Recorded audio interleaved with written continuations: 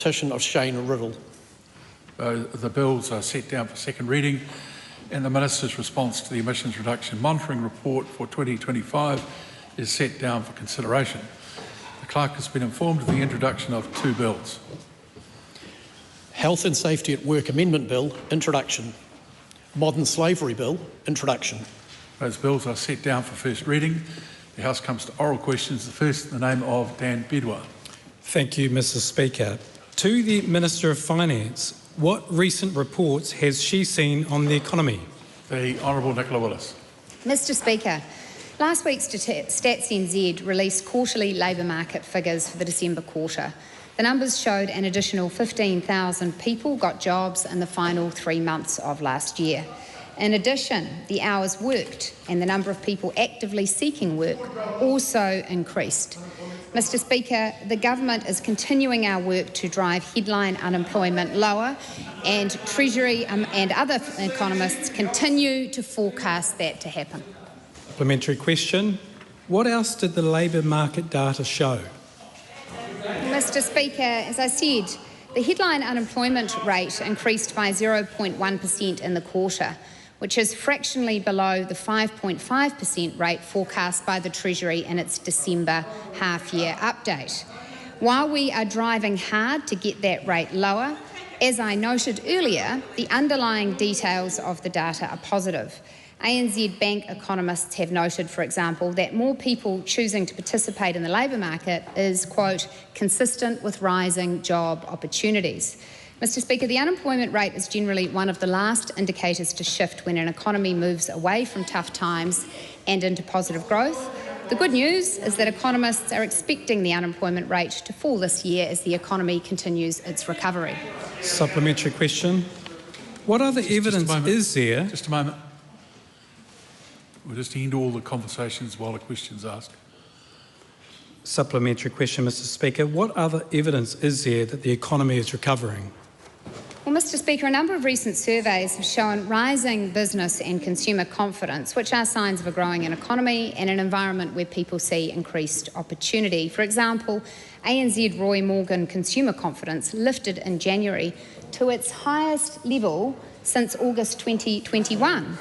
And this, of course, comes alongside the ANZ New Zealand Business Outlook, which remained at historically high levels in January, signalling the economic recovery is underway.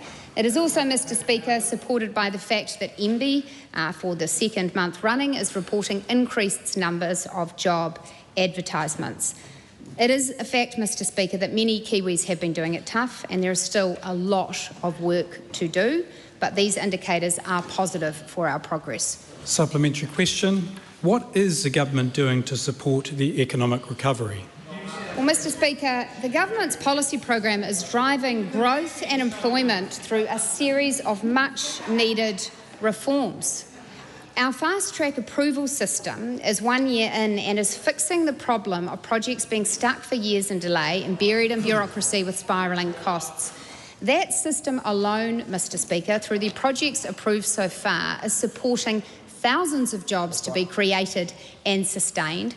It is a shame, Mr Speaker, that the members opposite me opposed that legislation and the job creation it supports. Mr Speaker, if there are genuine ideas for increasing job creation, can I suggest that they should be brought forward at this juncture? And here's a clue: a capital gains tax won't create more jobs. A point of order, the Honourable Kieran McAnulty. Thank you, sir. I was sitting there looking at you, waiting for you to intervene. You're shaking your head. I would suggest that if you were unsatisfied with the response from the Minister, perhaps an intervention was warranted. That was a patsy question that should not have been used to make those comments, particularly the ones towards the end of it. Yeah, well, it was an interesting observation on your part, but, you know, it could be a medical condition, so you've got to be a bit careful about raising those things. Question 2.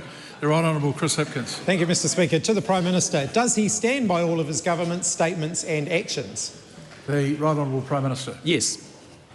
Does he stand by the promise he made to New Zealanders before the election that there would be no new taxes introduced by a government he leads? If so, how is introducing a new gas tax that every New Zealand household will pay consistent with that promise? Well, that's not what we're doing. We're opening up an LNG importation facility so that we can lower power bills. If the member doesn't support that, he's supporting higher power bills. Supplementary question, Mr Speaker. Well, does he agree with Nicola Willis? If it looks like a tax, if it quacks like a tax, it's a tax. Well, it's a charge that electricity companies will pay so that consumers pay lower power bills. It's that simple. And that's as simple as that. So is it a tax, a levy, a fee, a charge?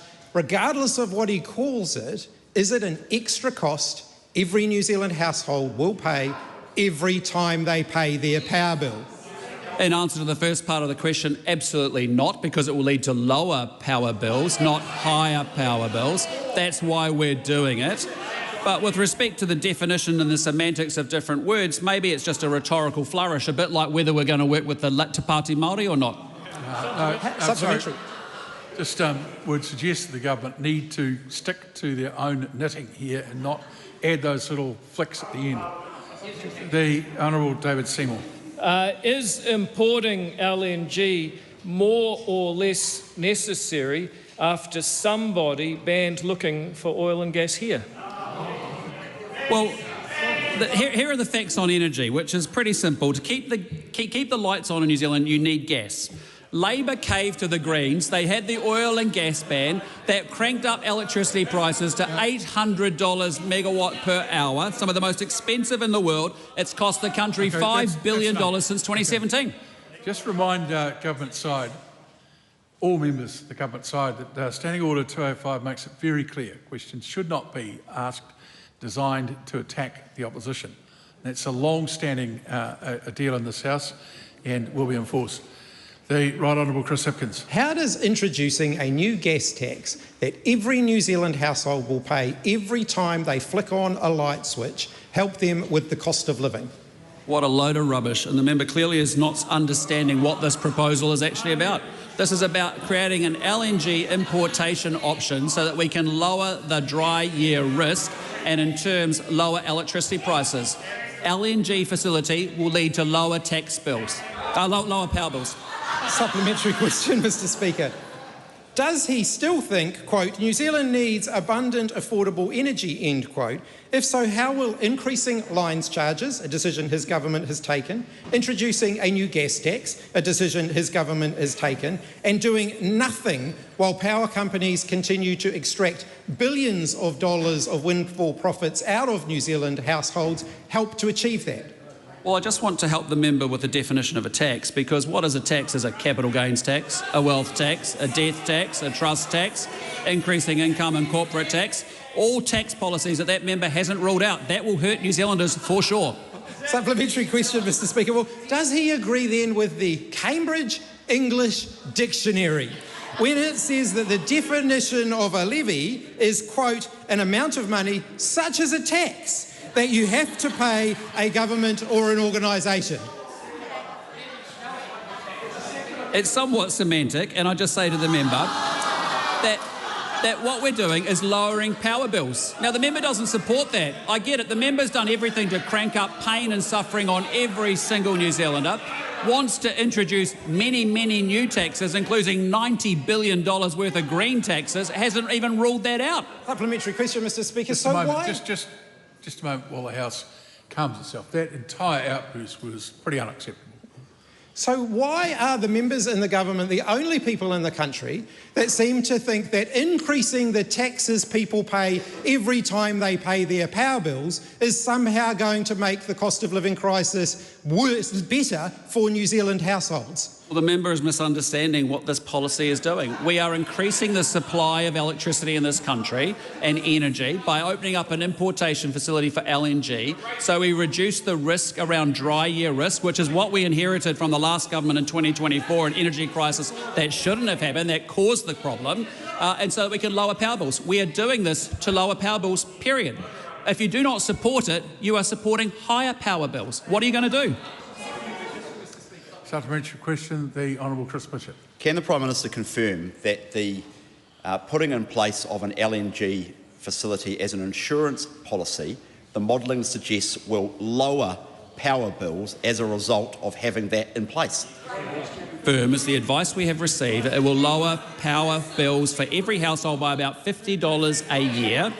It will create value to the economy of about $1.2 billion, and it will protect 2,000 jobs. I would have thought the member, having created the energy crisis in New Zealand, would have actually supported this policy. That's enough. Parliamentary question. Why should New Zealand households pay an extra gas tax every time they pay their power bills, while electricity companies continue to make billions of dollars of windfall profits, and his government will do nothing about it? That is not happening. New Zealanders are going to pay lower power bills as a function of us opening up an LNG importation policy. That's simple. Either support it, and if you don't, you're supporting higher power bills. It's that simple. Question number 3, David McLeod. Thank you, Mr. Speaker. My question is to the Minister for Energy and asks, what recent announcements has he made on procuring an importation terminal for liquefied natural gas? Mr. Speaker. David McLeod, ask the question again so that all of the House can hear it over their own discussions.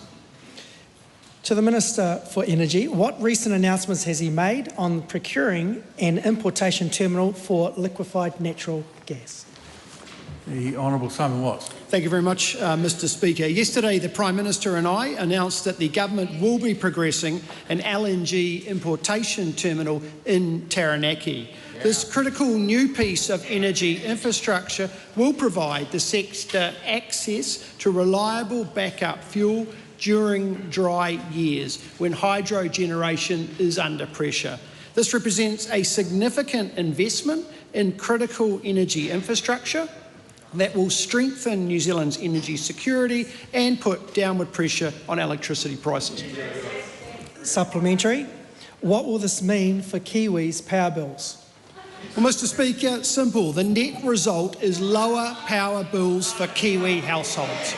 This initiative will deliver savings of approximately $265 million per year across the electricity system.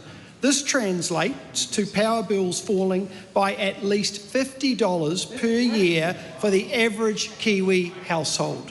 LNG will mean Kiwis will face more stable and predictable power bills, with fewer sharp winter price shocks for households and businesses alike. Supplementary. What impact will this have on the New Zealand economy?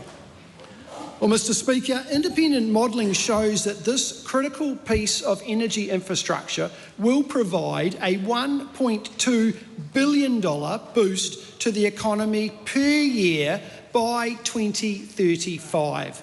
It will also help protect approximately 2,000 jobs that would otherwise be at risk due to rising electricity costs, lower gas production domestically, and reduced industrial output.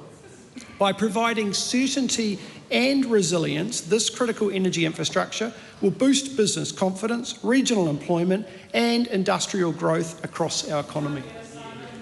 Supplementary. What response has he seen from the sector? Well, Mr. Speaker, the response from the energy sector has been very positive. Karen Boyes, Executive Director of the Major Electricity Users Group, welcomed the clarity of this announcement that it provides to the industry. Port Taranaki's Chief Executive, Simon Craddock, stated the construction of the LNG facility is a, quote, great opportunity for that region. And the gas industry co-chief executive, David Prentice, described LNG as, quote, mission critical for energy security, saying, quote, it will provide the stability and flexibility needed as domestic gas declines and New Zealand transitions to a renewable energy future. Mr. Speaker, in short, industry leaders have welcomed LNG as a practical solution to help solve New Zealand's fuel shortage. Question 4, Chloe Swarbrick. To the Prime Minister. E tautoko ana ia I ngā kōrero me ngā mahi katoa a tōna kāwanatanga. Right Honourable Prime Minister. Yes.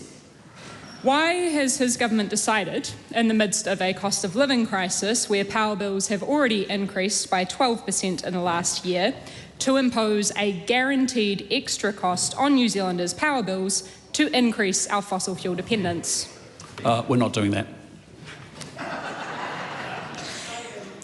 How does he reconcile his government's stated objective for the electricity sector that it delivers, quote, reliable electricity at the lowest possible cost to consumers, end quote, with the announcement that his government will be guaranteeing more costs on New Zealanders to fund imported fossil fuels? No, just a moment. Check the characterisation, second part of that question. Just reword the question. People will know why that question is not acceptable. How does he reconcile his government's stated objective for the electricity sector that it delivers, quote, reliable electricity at the lowest possible cost to consumers, with the announcement that his government will be imposing more costs on New Zealanders through their power bills? Because this initiative will lower power bills. Why did his government not consider the benefits of $1 billion of investment into low-cost renewables like solar, batteries and wind, and using our hydro assets more strategically, instead of choosing to sign Aotearoa New Zealand up to a new international supply chain vulnerable to disruption and price shocks? Well, this country is actually experiencing a renewables boom, and it's in part because we've got an outstanding piece of legislation called a fast-track legislation, which that member failed to support. Supplementary question, David Seymour. Does the availability of gas as a firming fuel make it more viable to do exactly the investment in solar and wind that others want? Our emissions will lower because there'll be less coal being burnt. And the second thing that will happen is there's going to be more renewable investment because there's more certainty around a backup option of gas. Supplementary. Supplementary question. Close Swarbrick, sorry. Thank you, Mr. Speaker. Side to side. Well, because that's the way it's always been done. Because we're the real New Zealand first. No, don't have an argument.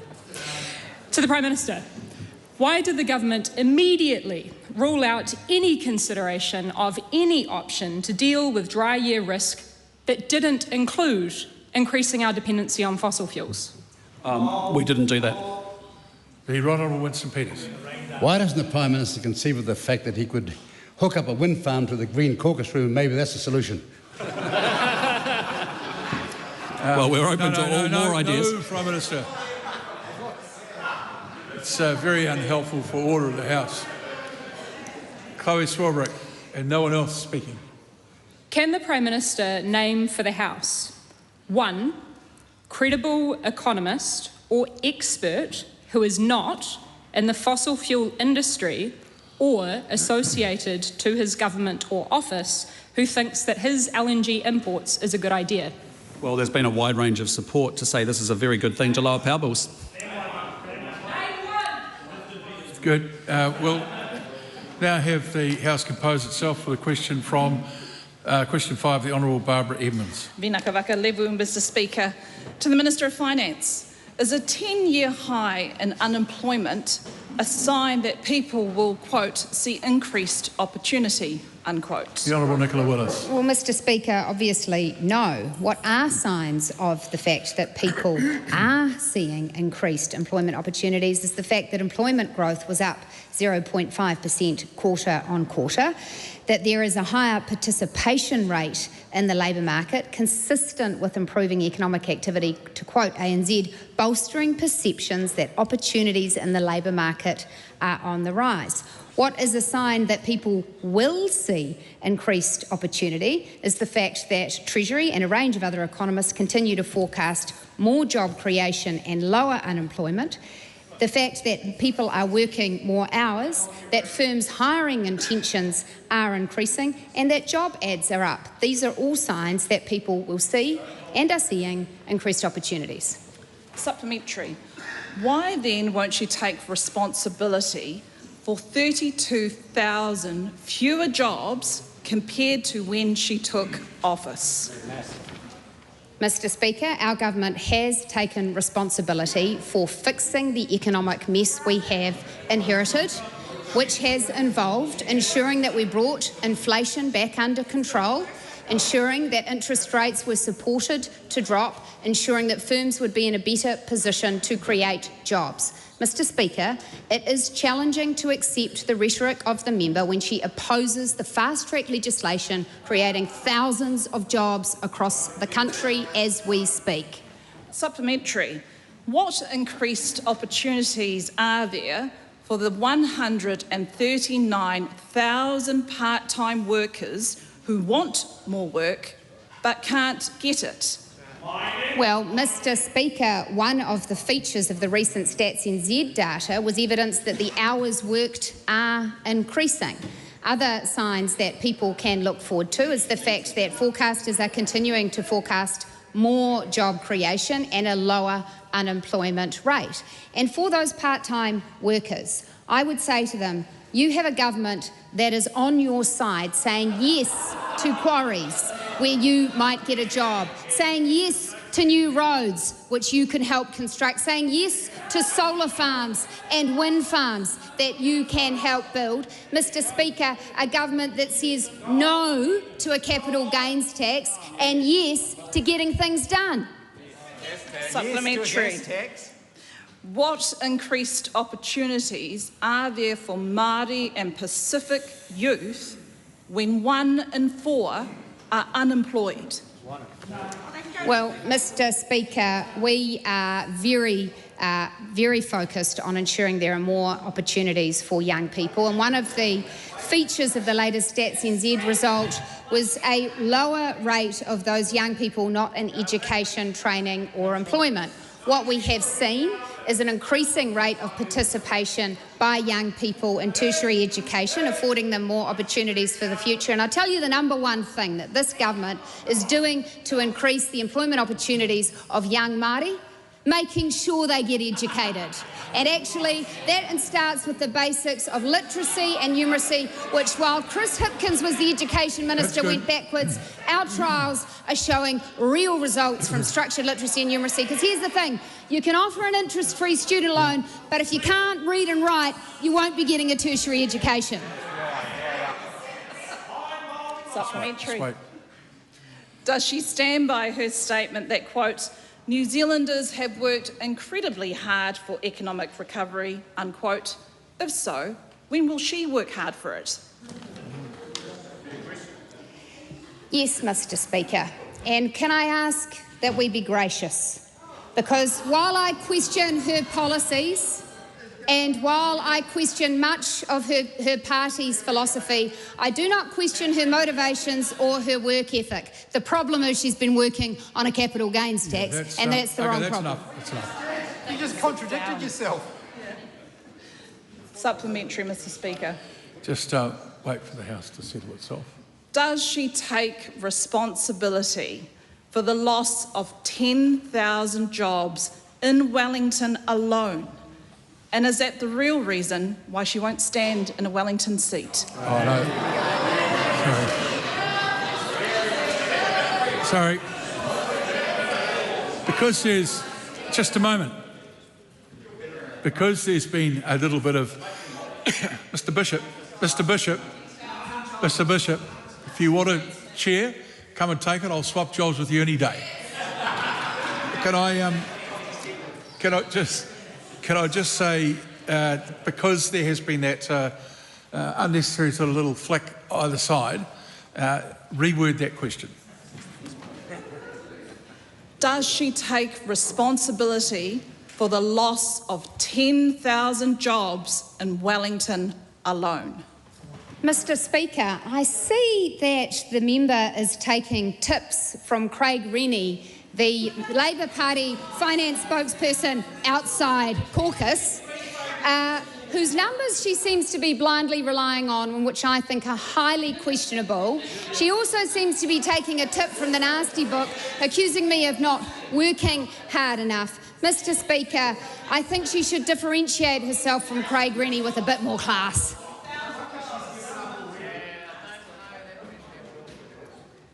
Question number 6, Catherine Wedd. Thank you, Mr. Speaker. My question is to the Minister for Infrastructure. What recent milestones has the government's fast-track approval scheme celebrated? The Honourable Chris Bishop. Well, Mr Speaker, last week, alongside my good friend and colleague, Minister Jones, we celebrated 1 year of the government's fast-track approval scheme, set up to solve a problem New Zealanders know too well. Projects stuck for years in bureaucracy and delay, with costs spiralling. It's taken just 128 days for fast-track projects to receive decisions from when they're accepted into the process. 1 year in, the results speak for themselves. It's fixing the basics of how we approve infrastructure in this country and building the foundations for future growth. Supplementary. How many projects have been approved so far? Mr Speaker, 1 year in, we're building real momentum. 9 projects have been approved so far. 8 are expected to receive decisions before the end of March this year. 2 of those have already received draft approvals. It's worth thinking about the 9 approved projects, which include a new wharf and cruise ship terminal in Auckland, 4 major housing developments across the country, 3 mining and quarrying projects, and 1 renewable energy project with more to come. Overall, they're expected to deliver 2,000 new homes, more than 260 million tonnes of aggregate, support thousands of jobs and contribute billions to the economy in the years to come. Supplementary. What can New Zealanders expect to see from Fast Track this year? Mr Speaker, coming down the pipeline, we have another 19 projects before expert panels. Those decisions are expected in the coming months. In total, there are 76 projects currently progressing through Fast Track, including referral applications being considered or ones that have been referred, and substantive applications having their application assessed for completeness. We can expect to see more Fast Track projects break ground this year. A number have already started, delivering an immediate boost to those local economies, and we're looking forward to more sod turnings and more ribbon cuttings on infrastructure projects up and down the country. Supplementary. What does he have to say to those who criticised Fast Track? Well, Mr Speaker, there was criticism as we were developing the Fast Track regime that said that the projects would be rushed and it would lead to potentially harmful projects. Projects like mines, quarries and infrastructure have all progressed through Fast Track, high-quality decisions with a range of conditions. Fast Track was never a rubber stamp. It was never meant to be a backdoor. What it was meant to do was speed up decisions for common-sense projects around the country. It's the government and the country saying yes to growth, yes to supercharging our regions, and to say anything else would be to say no to a better, more prosperous New Zealand. Question number 7, the Honourable Dr Megan Woods. Thank you, Mr Speaker. My question is to the Minister of Energy. Does the Minister agree with the government-commissioned Frontier Economics report that said it would make no economic sense to develop an LNG import terminal to meet just dry year risk, as the large fixed costs would be spread over a relatively small amount of output, and if not, why not? The Honourable Simon Watts. Mr Speaker, yes, but we are not taking the Frontier Review's approach to funding LNG infrastructure. We are instead progressing a broad-based approach, reflecting LNG's role as an insurance policy. Mr Speaker, official advice shows the cost of our approach is materially outweighed by the expected benefits. Supplementary. When will the gas tax first be added to people's power bills? Well, Mr Speaker, I do not agree with the premise of the member's question. The impact of our policy will lower power bills for New Zealand households and businesses. Point of order, Mr Speaker. Point of order, the Honourable Megan Woods. Mr Speaker, I'm seeking your guidance in terms of what to call this. We've had from the government today that this is called a levy, this is a charge, this is a fee. We've been calling it a tax. And other questions, I asked the Minister a very straight question around when this tax/levy/fee/charge would first appear on people's power bills. It's very straight. It would be good to know when it would appear on people's power bills. Good. Well, that's very interesting. You should have asked that question in a way that would have coincided with the government's view of whatever it is that's being put on those power bills. But you were, you were very specific in referring to it as a tax. It's not unreasonable for the Minister to reject that. Supplementary question. When will the gas levy/fee/charge first be added to people's power bills? Again, Mr Speaker, I don't agree with the premise of the member's question, but what I can advise is that the cost of the infrastructure that will be incurred every year... No, just a minute. This is clearly a very important question because it's had to be, it's used up two of the opposition's questions, so the House should hear it in silence. Thank you, Mr Speaker. The cost of the insurance that will be incurred every year as a result of the infrastructure that we will be put in place will be paid for via a levy on the electricity sector. Supplementary question, the Honourable Winston Peters. Why is Marsden Point no longer in the configuration of our considerations on this critical matter? Mr Speaker. Well, in so much as the Minister has some responsibility for the historic nature of that, he might make a comment. I think what the member is referring to is the fact that when you remove options in terms of energy security and resilience, you have less options, and that has significant impacts on the New Zealand economy. What we are doing instead around LNG is bringing in that capability, increase security of energy in this country, and therefore the resultant impact of that is downward pressure on Kiwi power bills. Point of order, the Honourable Right Honourable Chris Hipkins. How is it that the Minister can explain the decisions of a private company to mothball the Marsden Point oil refinery, but cannot answer a very straight question about when this levy is going to be imposed that the government announced just yesterday? I think you'll find that Marsden Point was, two things happened. It was mothballed, and then the chimney stack was blown down by the New Zealand Electricity Corporation. It's a government organisation prior to the split of companies in the mid-1990s.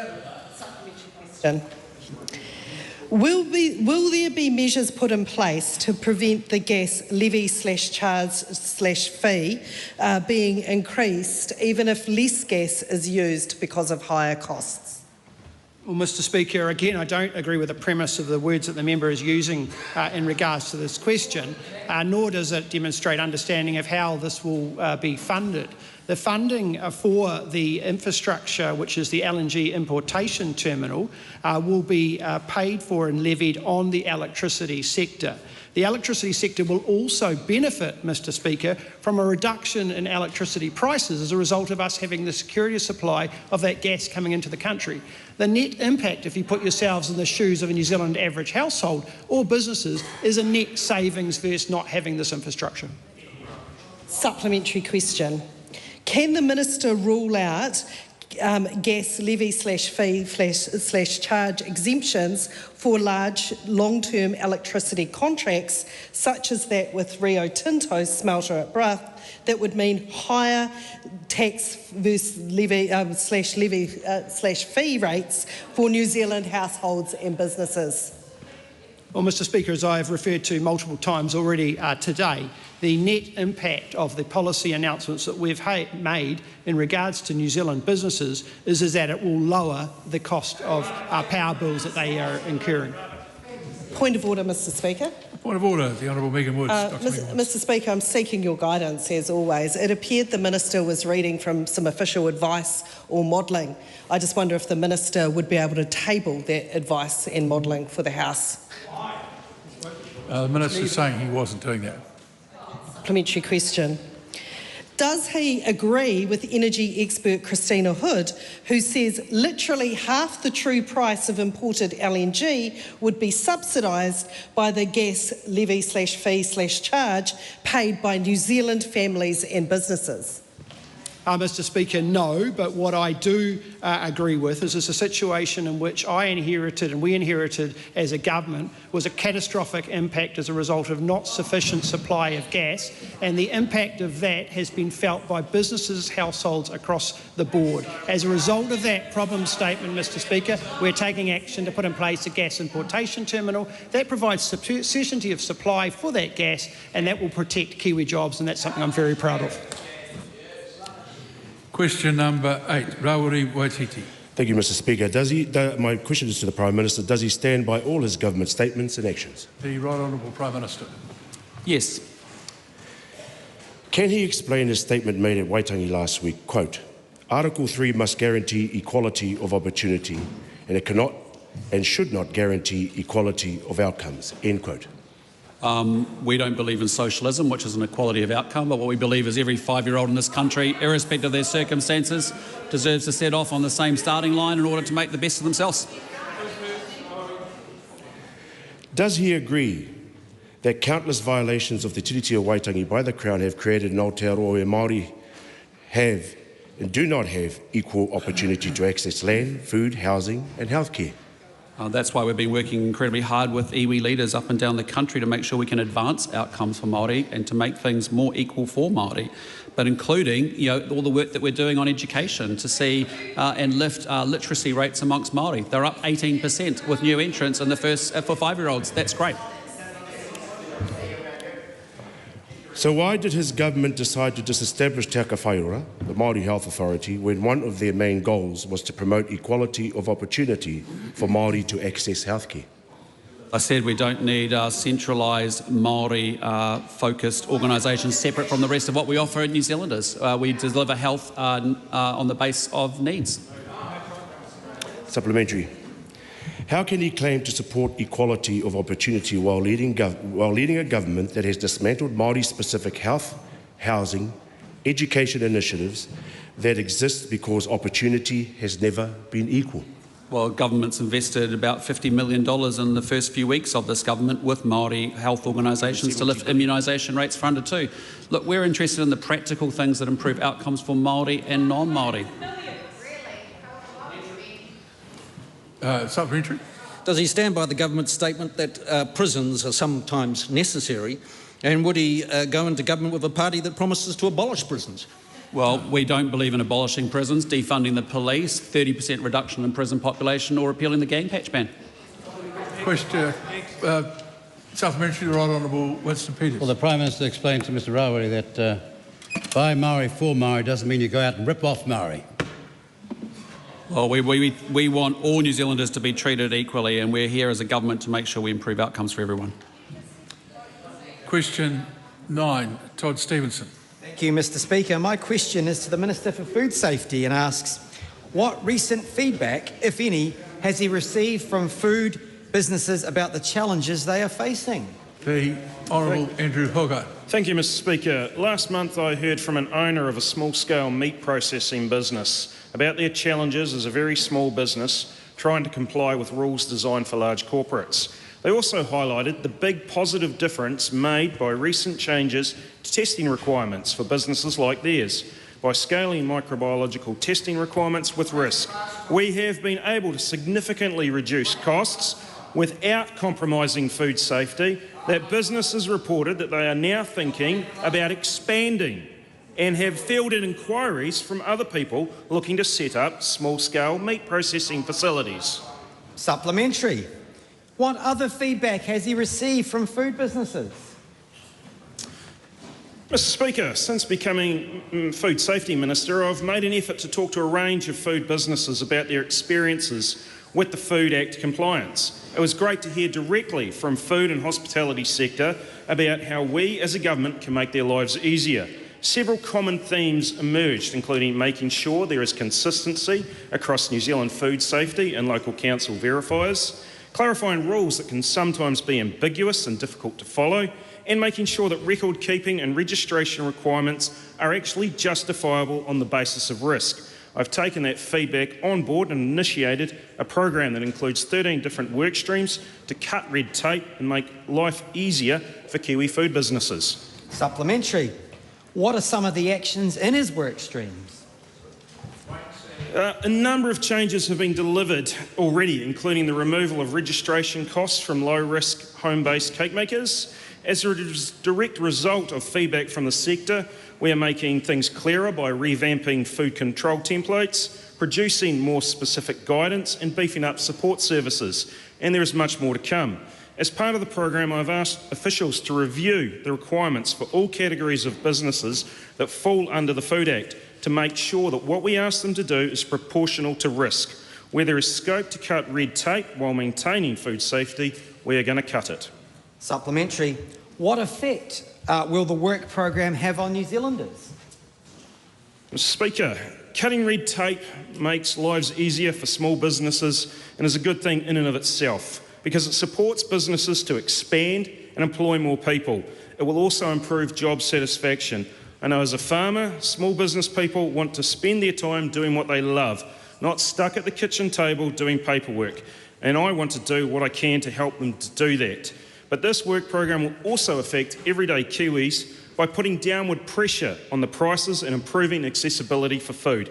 Reducing unnecessary compliance costs for businesses will undoubtedly mean more options at a lower cost for Kiwis. Question number 10, the Honourable Ginny Anderson. Tēnā koe e te maunga o te whare. My question is to the Minister for Economic Growth. Does she agree with the Minister of Finance that Budget 2025, quote, forecast declining unemployment, end quote? If so, why are there 32,000 fewer people in work since the government took office? The Honourable Nicola Willis. Yes, Mr. Speaker. The Treasury forecast declining unemployment in Budget 2025 and in the more recent half-year economic and fiscal update, whereas the claim made in the second part of her question is backward-looking. For the member's clarity, forecasts are about the future, not the past. If the member wishes for more explanation, I'm sure her colleague Barbara Edmonds would be happy to talk her through it. Is part of her economic plan that 165,000 New Zealanders want a job and can't get one? No. Is the highest unemployment rate in a decade a sign of a growing economy? No, as I went through in the first audition for this question with Barbara Edmonds, what is signs of a growing economy is 15,000 more jobs being created in the past 3 months, more people increasing their hours, increases in the number of job ads, increases in the intentions of businesses to hire people, forecasts of increased growth and lower unemployment. What is also a sign of a growth plan to increase jobs is a government that will actually back fast-track projects like quarries, like roads, like solar energy plants, as opposed to the no people on the other side. Is she going to take responsibility for her decisions that have caused thousands of New Zealanders to be out of work and are now unable to afford food? Well, Mr. Speaker, I take responsibility for my decisions. I don't take responsibility for the member's claims. Does she think the tactic of telling New Zealanders that things are getting better when clearly they are not is working? Or is it just further proof that she is way out of touch?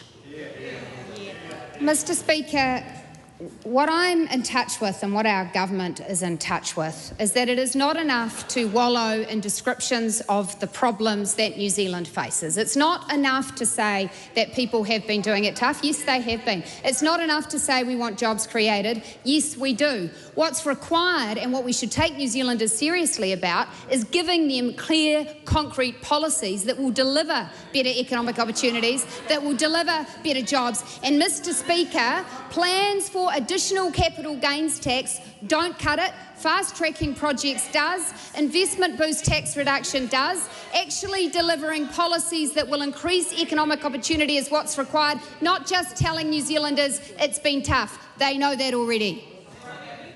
Question number 11, the Honourable Marama Davidson. Thank you, Mr. Speaker. Ki te Premier, e tautoko ana ia i ngā mahi me ngā kōrero katoa a tōna kāwanatanga. The Right Honourable Prime Minister. Yes. Why is Aotearoa New Zealand still bottom trawling in the South Pacific high seas when literally every other nation in the South Pacific has stopped?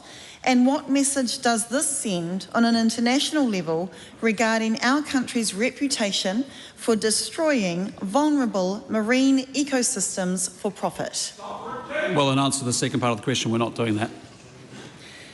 why has his government proposed to weaken South Pacific fisheries rules when other South Pacific nations, including Australia, are calling for more protection of corals and seamounts? Answer the first part of the question, we're not doing that. What is his message to the 78%? I'm just going to wait till he finishes, Mr. Speaker. Yep, that's right. Start again. What is his message to the 78% of New Zealanders that are in favour of banning bottom trawling in the South Pacific high seas, including Jono Riddler, who is swimming over 1,300 k's from North Cape to Wellington as a call to end bottom trawling? This is a government that balances both economic and environmental considerations for all sectors. How is bottom trawling consistent with the global goal of protecting 30% of the world's oceans by 2030, and when 77% of New Zealanders think more of the global ocean should be protected in ocean sanctuaries?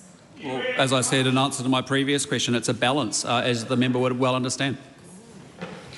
Will he commit to withdrawing his government's proposal to the South Pacific Regional Fisheries Management Organisation to increase the amount of coral that can be destroyed by bottom trawlers without consequence in the South Pacific? If not, why not? Well, what I do commit to is growing our aquaculture sector and also protecting our environment. Question number 12, Katie Niven.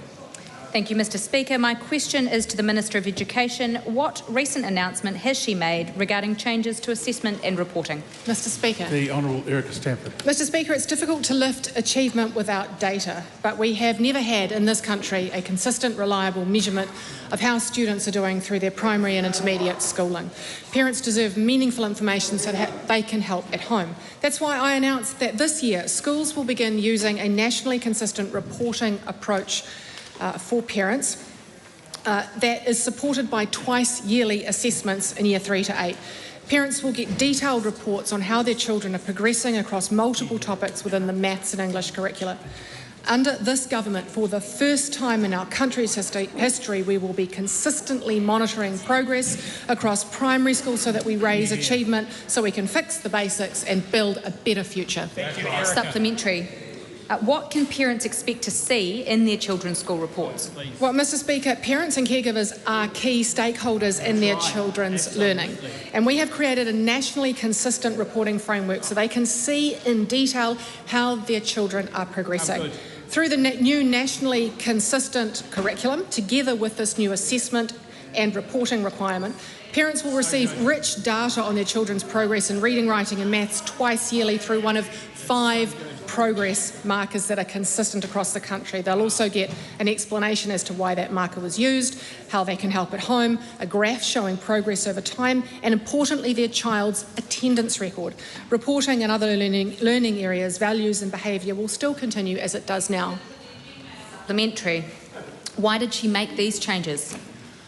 Mr. Speaker, parents have told us consistently that they don't know that when their children are falling behind until it is too late.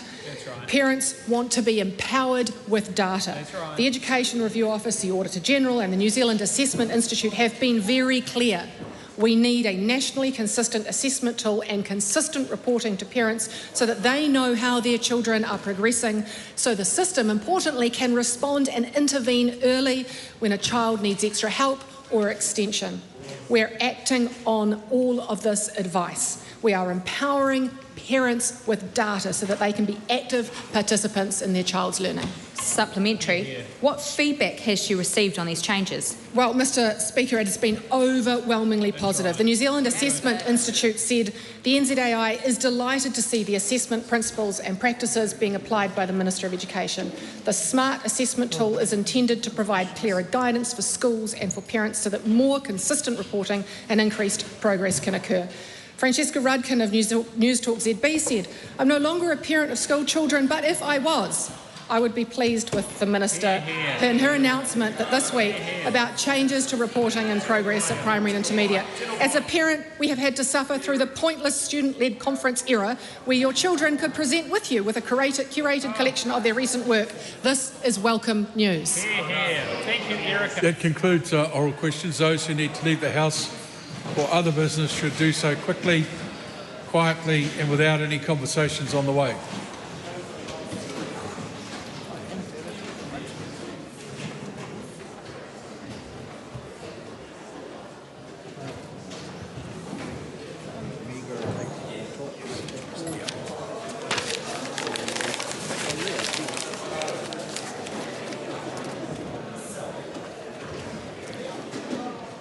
So quietly means no conversations on the way.